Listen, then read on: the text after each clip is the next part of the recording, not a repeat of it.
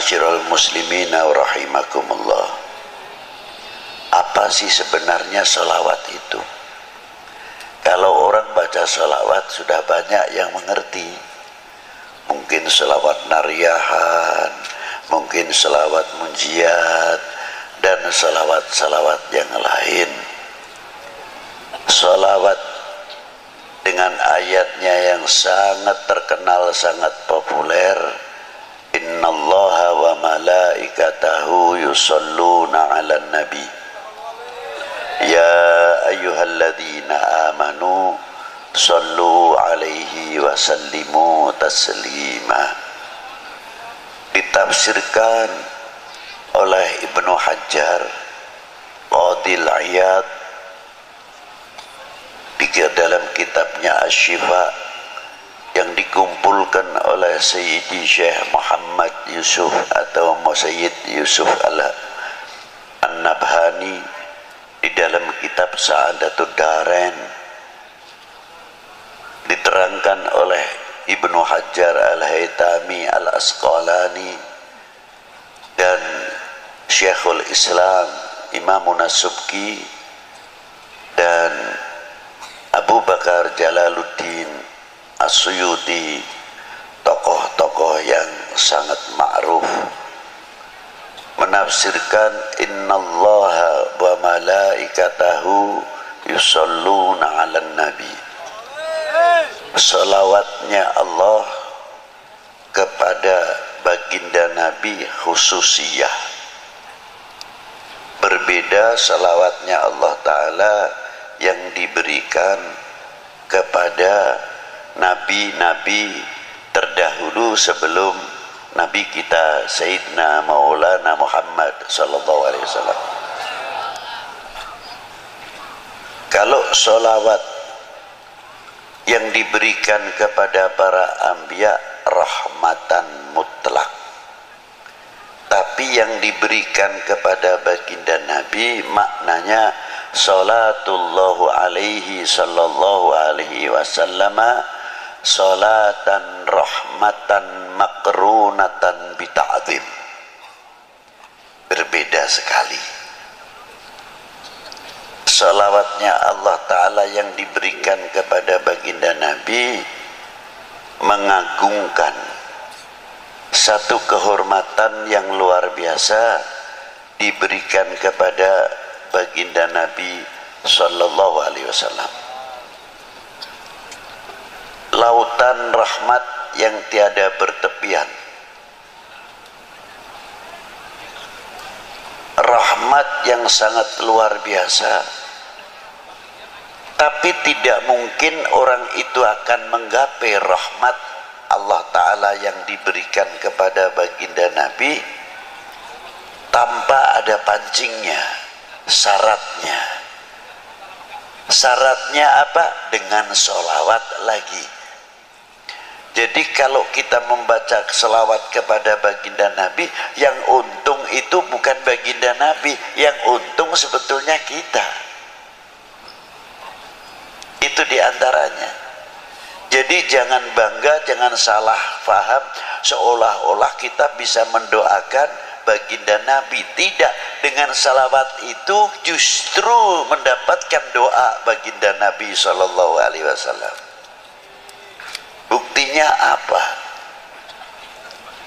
Di makam baginda Nabi Sallallahu Alaihi Wasallam itu ada satu malaikat ila yaumil qiyamah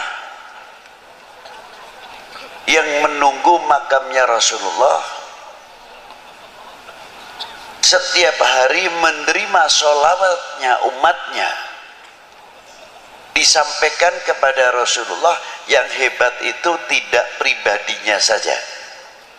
Malaikat cara menyampaikan kepada baginda Nabi disebutkan orang tuanya. Ini sholawatnya Fulan bin Fulan ya Rasulullah kepadamu. Jadi kalau kita ini mengangkat sholawat, walaupun yang bersalawat itu anak sendirian atau orang tua, aliasnya mengangkat kedua orang tuanya di hadapan baginda Nabi sallallahu alaihi wasallam dan mendapatkan rahmat. Yang mendapatkan rahmat bukan si pembaca salawat saja, tapi kedua orang tuanya, karena disebut oleh malaikat tadi salawatnya fulan bin fulan ya Rasulullah. Kelihatannya sepele.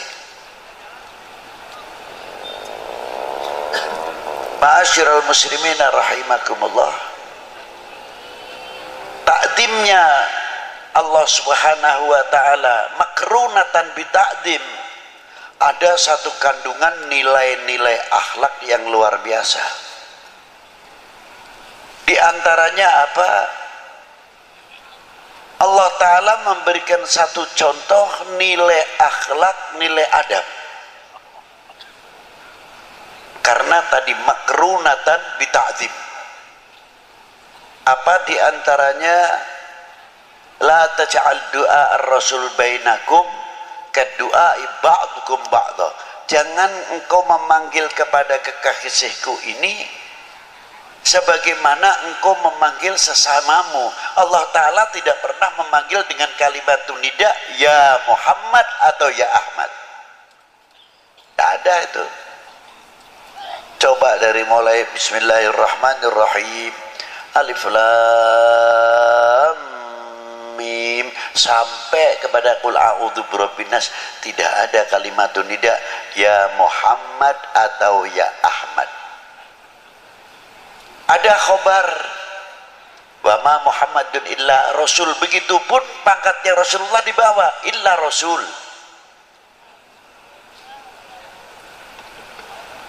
Ada akhir suratul Fatah Muhammadur Rasulullah walladzina ma'ahu asyidda'u 'alal kufar ruhama bainahum tarahum ruk'an sujadan yabtaghuna fadlan minallahi wa ridwana. Disebut juga Muhammadur Rasulullah, pangkatnya di bawah. Ini khobar, bukan nida ya Muhammad, tidak. Tapi panggilan Allah Ta'ala yang langsung kepada baginda Nabi Shallallahu Alaihi Wasallam yang dipanggil apa?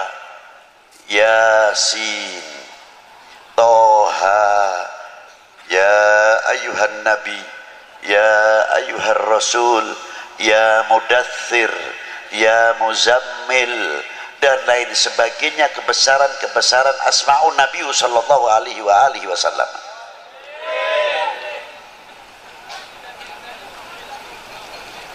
Itu diantaranya.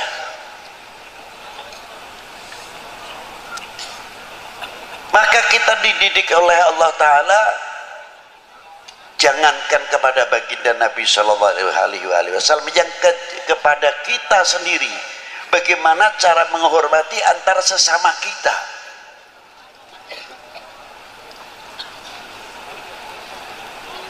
Ada bapak kepala desa, kita tahu namanya si A, umurnya jauh lebih tua saya, tapi beliau sudah mendapatkan kepercayaan oleh orang sedesa menjadi bapak kepala desa. Kalau saya tidak memberikan contoh yang baik, walaupun beliau lebih muda, umpamanya namanya si Fulan, kita harus menyebut Bapak Fulan mau kemana, Bapak Fulan dari mana. Inilah nilai-nilai akhlak. Kalau sudah kita saling menghormati, orang awam akan bertanya, akan berbicara, tuh ajengan yang begitu sepuh saja, tuh Habib yang begitu sepuh saja menghormati kepada kepala desanya, padahal kepala desanya pantasnya anaknya, tapi begitu hormatnya. Inilah meningkatkan kewibawaan daripada nama desa itu sendiri. Tapi kalau kita sudah memanggilnya, Fulan mau ke mana, Fulan badai ke mana, atau badai tindak pundi, apa ngendi, dan sebagainya, secara tidak langsung menjatuhkan kewibawaan pimpinan-pimpinan yang ada di dalam desa itu, walaupun dalam sekup yang kecil. Itu hebatnya. Maka Allah Ta'ala selalu memberikan bimbingan tuntunan terus kepada umat baginda Nabi sallallahu alaihi wa alihi wasallam. Ini contoh yang luar biasa. Yang kedua, makna sholawat terhadap wa ala ali Sayyidina Muhammad. Ini pertama kali turun ayat innallaha wa malaikatahu yusalluna 'alan nabi ya ayyuhalladzina amanu sallu 'alaihi wa sallimu taslima. Sahabat Ka'bil Akhbar bertanya kepada baginda Nabi, kaifa nusalli 'alaika ya Rasulullah. Hebatnya sang penanya, tidak menggunakan memunculkan ego atau akuisme, menggunakan kalimah nahnu. Kaifa nusalli, bukan kaifa usalli alaika ya Rasulullah, tidak. Kalau begitu para sahabat alim juga. Satu kalimah jamak menunjukkan akhlak wal adab. Kalau bahasa Jawa panjenengan, panjenengan dalam. Halusnya kalau dalam bahasa Arab selain antum, samahatikum, saadatikum, itu kromo inggil, bahasa yang tinggi. Ila hadratis samahat fulan syekhona wa ustadina sayyidi syekh fulan bin fulan. Itu diantaranya. Nah, kita dipanggil seumpamanya ketemu dengan teman-teman, antum dari mana? Bukan ente sing ngendi iki. Bukan. Tapi antum dari mana? Ini halus. Kalimah panggilan antum akan berdampak yang hebat kepada ikhwanuna wa asgharina, kepada anak-anak, sebab menggunakan kalimah antum. Yang kedua, menggunakan kalimah nahnu mutawadian, untuk menunjukkan ketawaduan. Seseorang tidak pernah menggunakan ana. Ana ini bisa digunakan tertentu, tapi kalau ahlil akhlak wal adab bahkan menyebutkan al-faqir indallah, bukan indanas. Sebab ada menggunakan kalimah al-faqir bisa untuk mengundang pangkat alim. Sebabnya apa? Rata-rata orang alim biasanya menyebutkan dirinya al-faqir. Maka dari itu supaya saya dipanggil alim, maka menyebut diri saya al-faqir supaya dipanggil alim. Nah itulah, itu kita ketipu dengan dirinya sendiri. Padahal yang dimaksud di sini al-faqir indallah. Al-faqir indallah. Itulah sahabat Ka'ab dengan rendah dirinya di hadapan sang maha guru, ialah baginda Nabi sallallahu alaihi wasallam. Kaifa nusalli alaika ya Rasulullah. Mengapa menggunakan kaifah alaika bukan alaikum?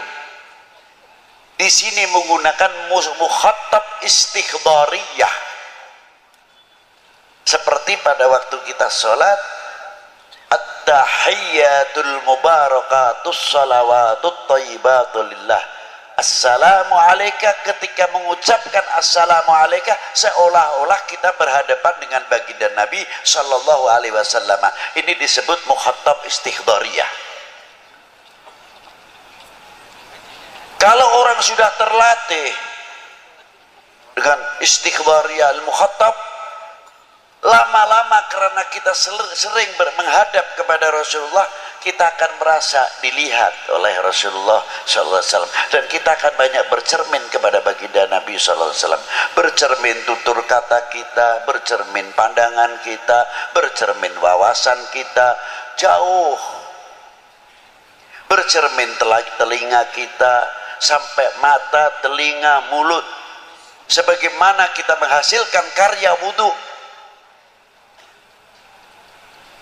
karya wudhu yang telah melahirkan dan menyentuh, mencapai batiniah. Wudhunya bukan untuk zahiriyah saja.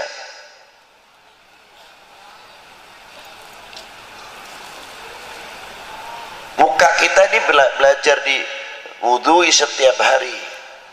Kalau kita hitung membasuh muka saja 3 kali, kali 5. Kalau setiap sholat wudhu sudah 15 kali. Kali 30 berapa? Berarti sudah 450 cuci muka dengan air wudhu. Sudahkah menyentuh batiniah kita atau belum? Kalau wudhu kita menyentuh batiniah kita, akan menghilangkan akuisme. Kun mutawadian, rendah diri.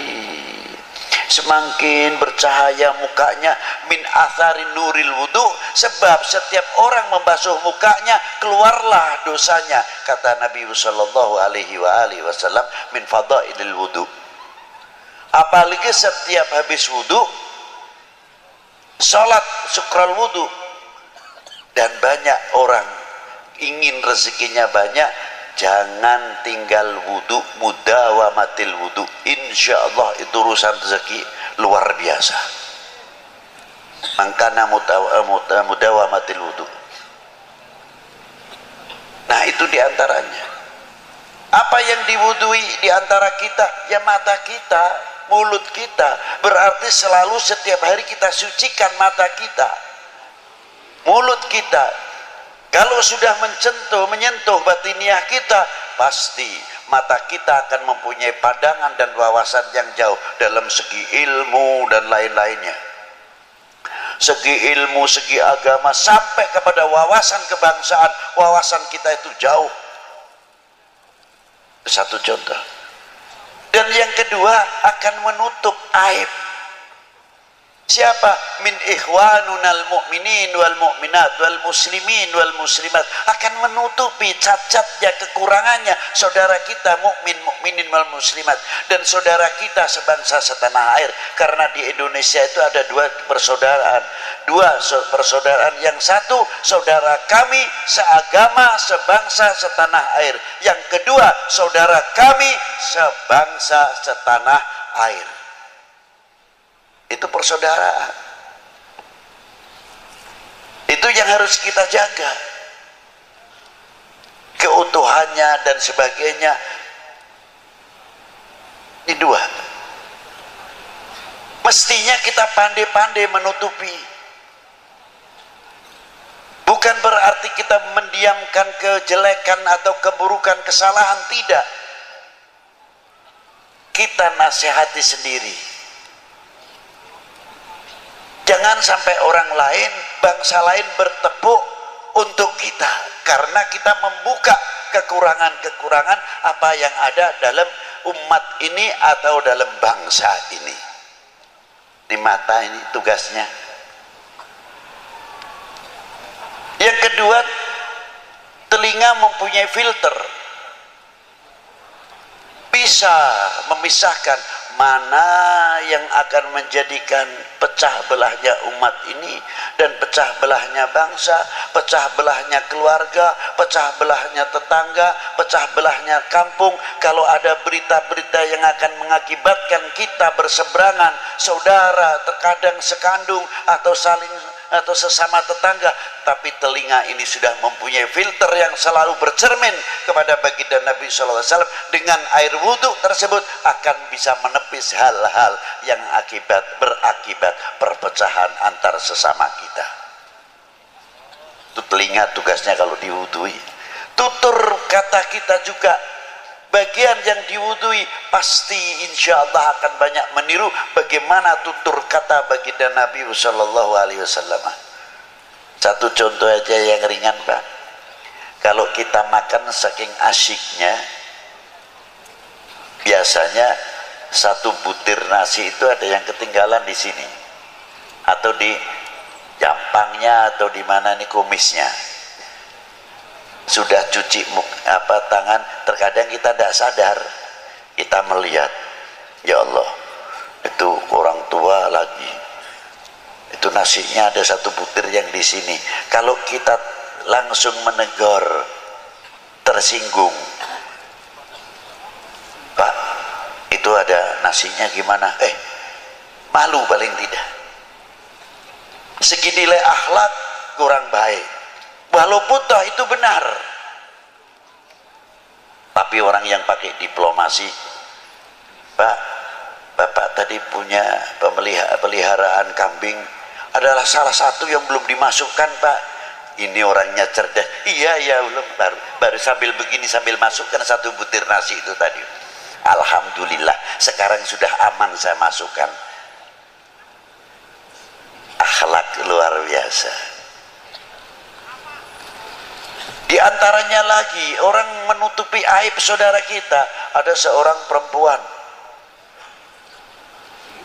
tinggi besar, masuk ke rumahnya Khatimul Asam, entah itu waing, entah itu keberatan badannya, naik ke rangkaian tingkatan rumah, dari beratnya bawah ikut bicara, prot gitu, kentut istilahnya. Ini perempuan malunya luar biasa, tersipu-sipu, pucat dari rasa malunya. Khatimul Asam kebetulan di situ sambil baca kitab asyik. Akhirnya, Assalamualaikum. Khatimul Asam tidak menjawab, pura-pura nggak dengar. Maka disebut Asam itu tuli. Karena apa? Karena itu menutupi aib perempuan itu tadi. Sampai Assalamualaikum enggak. Setelah kitabnya diberikan keras, Assalamualaikum, baru Waalaikumsalam gitu.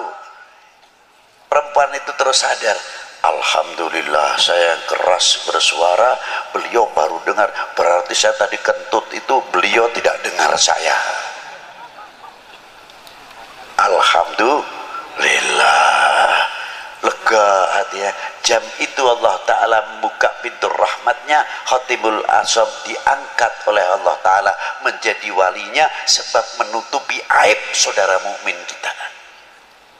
Itu asal usul terkenal Khatimul Asam.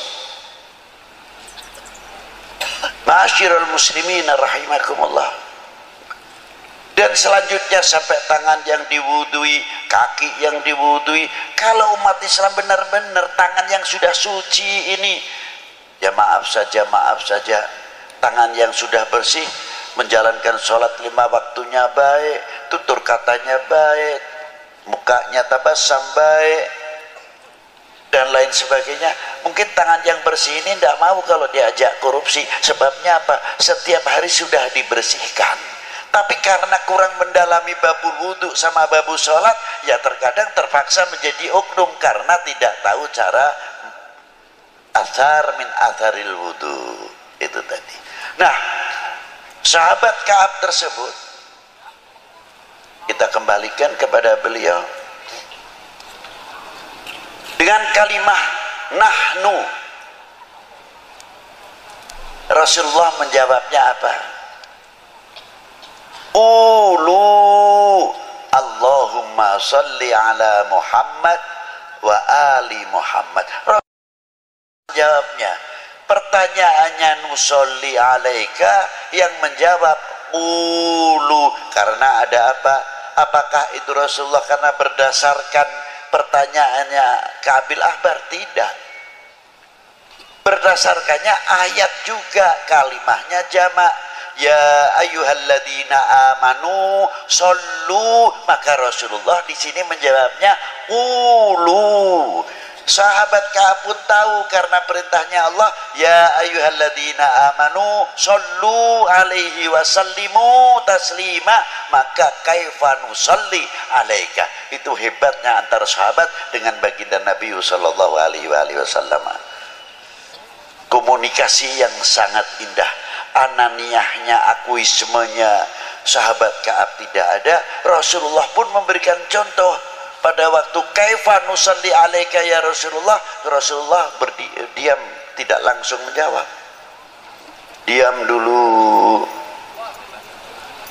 Setelah berapa saat Rasulullah membacakan salawatnya, Allahumma salli ala Muhammad wa ala ali Muhammad kama sallaita ala Ibrahim wa ala ali Ibrahim. Tidak menggunakan Sayyidina. Sahabat Ka'ab sebagai murid sedang dituntun, dibimbing oleh sang guru apa adanya. Rasulullah memberikan satu contoh, Allahumma salli ala Muhammad, murid pun mengikuti Allahumma salli ala. Tapi ketika keluar, sahabat Ka'ab tetap menggunakan kalafdu siyadah bidalil ana sayyidi waladi Adam. Loh, makanya sahabat menambah berani kalimah lafdu siyadah sayyidina Muhammad wa ala ali sayyidina Muhammad. Lafdul kalimah ali maknanya fi maqamati doa, bukan khusus untuk keluarga Nabi saja, tapi kalimah wa ala ali adalah untuk ummah Sayyidina Muhammad sallallahu alaihi wasallam. Indah maqamati doa. Jadi kalau kita membacakan sholawat, kita terkait dengan al-mu'min akhul mu'min, khususnya al-muslim akhul muslim. Allahumma salli ala Sayyidina Muhammad, Allahumma salli ala Sayyidina Muhammad.